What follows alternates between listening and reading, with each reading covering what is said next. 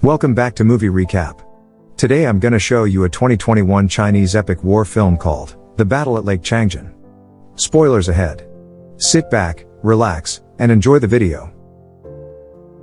The movie begins with a soldier named Wu Qianli coming home from the war, carrying the urn of his late brother, Wu Bailey. On his way, some teenagers, including his younger brother Wu Wanli, pulls a prank on them by throwing rocks at the river. Qianli calls his brother, and then, he immediately charges at the soldier in uniform, but Qianli overpowers him. Squeezing his face, Wanli finally recognizes his brother and runs home to tell their parents. At home, Qianli apologizes as he tells his parents that Bailey died in battle. Later that night, the family talks about Qianli's job in the military.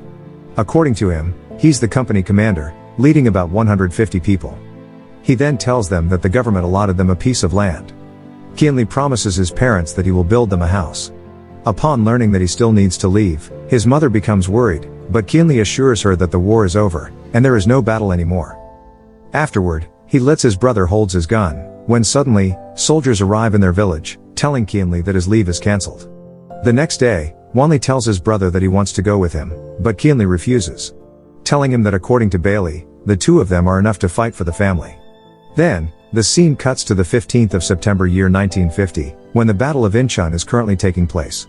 Then, we see American warships raining fire on the island, while aircrafts drop bombs in a village near the Yalu River, crossing the Antung Chinese border. The scene changes to General Douglas MacArthur talking to the soldiers and media, telling them that they will take back Seoul, in order to make Korea whole again. He also assures them that the war will end immediately. Meanwhile, we see the vice chairman of the Central Military Commission, Peng Dewey, riding on a plane while reading some documents. Going back to MacArthur, he talks with Edward Almond, the commander of X Corps, reckoning that the war will be over before Thanksgiving. Then, in Beijing on October 4, 1950, Mao Zedong, the chairman of the People's Republic of China, along with his committee, is having a meeting regarding the situation in North Korea. The next day, Mao Anying, the eldest son of Zedong, greets Dewey as he visits their home where he talks to Zedong about the war. Zedong states that he doesn't want to fight the war, but they have to in order to protect and secure the future of their country, to which Dewey agrees. Dewey then suggests that they should have an army in the Eastern Front that can be stationed at the Lake Changjin to fight against the U.S. Army. After the meeting, Anying talks to Dewey and asks him to allow him to be his first soldier. Dewey refuses, but to his luck, his father shows up, and tells Dewey to allow him to go. Then, we see the U.S. Army discuss its plan to cross the 38th parallel. This move of the Americans came to the attention of Zedong, and tells his committee that they must act immediately. Zedong then appoints Dewey as the chief commander of the Chinese People's Volunteer Army as well as the political commissary. Meanwhile, due to the smooth progress of their plans, the Americans are confident of winning the war in no time. Although with some battles arising, MacArthur believes in his soldiers. Afterward, we see Dewey is informed that the Americans are moving at a fast pace. Deng Hua, the deputy commander of the CPVA, adds that the enemies have already assembled in the Lake Changjin, planning to form a pincer attack. Then, Dewey starts forming a strategy to counter the Americans. The scene changes to Zedong ordering his men to send a telegram to Dewey to inform him that the 9th Corps of CPVA will be deployed to Kongye and Lake Changjin to deal with the enemies. Then, we see that Qianli is part of the 9th Corps of the CPVA, leading the 7th Company. When their commander, Song Shilin, arrives, he commends Qianli and his company's good work. He then talks to the soldiers about the importance of fighting for their home as he shares the story of a young boy he met that wants to join the army. He tells them the order that they will head north to fight with the Americans and aid Korea. But to Qianli's surprise, the boy that Shilin is talking about is his brother, Wanli. He scolds his brother for following him, but takes him in anyway. Later that night, they boarded a train. There, Qianli talks to platoon leader Lei, and asks him to teach his brother like how he taught him. The 7th Company welcomes Wanli by playing him off, and when Qianli returns, Wanli tells him that they're bullying him. But Lei states that they're just testing his brother's character. Qianli tells his brother that he should have fought back, but Wanli reasons that they outnumbered him. Qianli tells his brother that in war, the enemy won't take pity on you just because they outnumbered you. He then announces to everyone that they will commence an enlisting ceremony for Wanli. During the ceremony, Qianli reminds everyone that they will be facing one of the strongest armies in the world, but they are all carrying the will of everyone from the 7th Company, even those who have died. As punishment for causing a commotion, Qianli refuses to give Wanli a gun. Angry, Wanli quits and tries to jump off the train. Luckily, he's stopped by other soldiers, and he sees how beautiful the Great Wall of China is. Seeing this, Qianli orders him to stay standing on the train doors until morning and afterward, agrees to give him a rifle. Upon handing the gun to him, Lei reminds Wanli not to point the gun at his own people. Arriving at the Jian East Station Chinese border, they are instructed to deliver 20 radio transmitters to Korea. Then, they spot a US scout aircraft. Seeing this, the soldiers quickly board the train.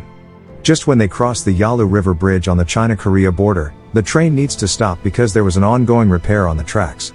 Unfortunately, while the soldiers are resting, US aircraft start dropping bombs at them, forcing the soldiers to evacuate the transmitters and flee from the train. Fortunately, all the transmitters and cipher soldiers are safe, but they are forced to continue moving on foot. They reach a dried-up lake and passed by several dead bodies when they hear another US aircraft's coming. The soldiers lay down and pretend to be dead, but the Americans still shoot them over a bet. They killed several members of the 7th Company, including another young soldier who befriends Wanli. The surviving soldiers prepare to fight back, but the planes turn around as they're called on to report to another area. They immediately attend to their wounded comrades and grieve the dead. Later that night, they reported 8 damaged transmitters, but luckily, all the cipher soldiers are safe. Afterward, Qianli comforts his brother who's grieving the death of his friend. When they continue moving, Lei finally gives Wanli bullets, saying that they might encounter some enemies on the way. The next day, the American soldiers are still searching for the soldiers. But they find nothing as the soldiers bury themselves, camouflaging on the snow. The scene changes to the soldiers hearing gunshots nearby. They decided to check on it, and discovers a battle between Chinese and American soldiers. Upon discovering that it's their comrades, Qianli decides to help while Lei will lead the other soldiers on their way to Taiyudong. As they enter the battle, the commander of the other company tells Qianli that their mission is to blow up the US signal towers, preventing any communication in and out of Lake Changjin. Meanwhile, a soldier notifies Lei that Wanli is missing. Realizing that he joins the battle, they stop. But they hear the incoming reinforcements of the Americans. Lei plans to intercept them before they arrive at the battleground. Then, we see Wanli joins the battle, but cannot do anything. But seeing his brother struggling, he finally manages to kill enemy soldiers. Then, Wanli shows his marksmanship by throwing grenades at the enemies. The battle ends with the Chinese soldiers winning as they destroy the US signal tower. After the battle, Qianli reminds his brother that in the army he must always follow the orders because disobedience might cause problems, worse is death, to their comrades. Then, at the US airport in Hagaru-ri, General Amund and another American general named Oliver Smith argue about the changes that Smith is doing, believing that the war will take longer than expected, but Amund still believes in MacArthur's words that it will be a fast war. Going back to the 9th Corps, they manage to deliver the transmitters. Seeing their condition, the senior commander orders Lu, a pseudonym that Anying uses in the army, to help and take them somewhere to rest. Meanwhile, Lei approaches Qianli and is surprised that he's writing a farewell letter to his parents. Lei tells him that it's not good, and convinces him to change it. On the other side, Lu lends his pen to Wanli who's signing his self-criticism letter. Afterward, he asks his comrade how many American soldiers he must kill to be considered a hero, but Lu tells him that he's already a hero as soon as he steps on the battlefield. Unfortunately, the 9th Corps is ordered to get back to the front lines again, in Lake Changjin, to face an expected attack from the Americans. Without question, the 7th Company stands up and prepares for departure. This made Lu remembers his conversation with Dewey about civilians willingly offering their lives for the country. As the night falls, the 9th Corps heads to Lake Changjin. Back at the 9th Corps headquarters, the senior commander orders that they must send the padded uniforms to the combat unit on the front lines as soon as possible. Then, we see the soldiers staying hidden in the mountains, freezing, and lacking food supplies. Meanwhile, we see that American soldiers are celebrating Thanksgiving in their comfortable uniforms while having a feast. Shortly after, Smith is notified that their pilots reported that they intercepted a signal in Dewey's headquarters. With that information, they send planes to the area, and the Chinese soldiers immediately evacuate to the air raid shelter. But Lu remembers that they don't have any large-scale maps aside from that on the wall and he quickly runs back. Unfortunately, he dies in the bombing. Because of the bombing, they lost communication with Taiyudong. Dewey then gives honor to Lu, and we see Zedong sadly walking outside their house. Afterward, Dewey ordered a violent strike against the enemies. Then, we see the senior officers come up with a strategy to win the incoming battle. Meanwhile, in the US Western Front HQ, the Americans receive the report that Chinese soldiers are attacking simultaneously. Then, we see the US 31st Infantry Regiment that is stationed in Lake Changjin surrounded by Chinese soldiers. While on standby, Wanli asks Qianli if he was there when their brother, Bailey, died. Qianli tells Wanli that Bailey lost the other half of his body because of an explosion, and he can't do anything to help him no matter how he tried. He then revealed that Bailey asks him to take his life to end his suffering. Wanli asks his brother to let him stay by his side so that if he ends up like Bailey, Qianli will be able to help him too, which makes the older brother emotional. The next day, the Chinese soldiers calculate the movements of the enemies, and are determined to eliminate Smith and his corps. When night falls, the soldiers get on their way to the highland where they will block the enemy's route. On November 27, the year 1950, the senior commander ordered the commencing of the general assault. In Singhun-ni, Lake Changjin, the battle begins. The Chinese soldiers charge at the American soldiers, surprising them with their assault. The Americans have no time to prepare, and are forced to react and fight on the spot, enabling the Chinese to gain the temporary upper hand. They are able to take down trucks and towers, but tanks are a real problem for them. Not long after, the Americans get their pace, and manage to even up the battle, also killing many Chinese soldiers.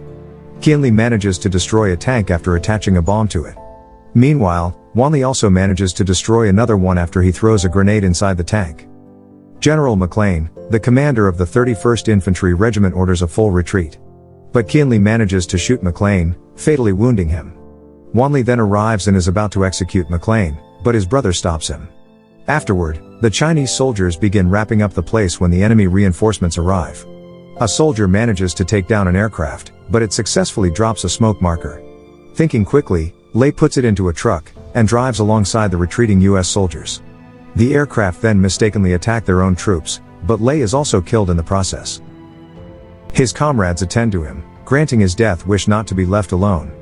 Wanli then remembers his moments with Lei, while Qianli emotionally puts his name on his records, determined to win the war and bring his men home, in honor of his friend and mentor's life.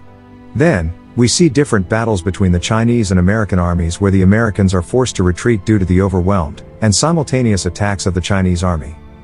We also see a Chinese soldier named Yang Zhenzi, the last surviving man in his unit who's been fighting for 24 hours and warded off 7 waves of attacks from the enemy, bravely charges at the enemy with a satchel charge.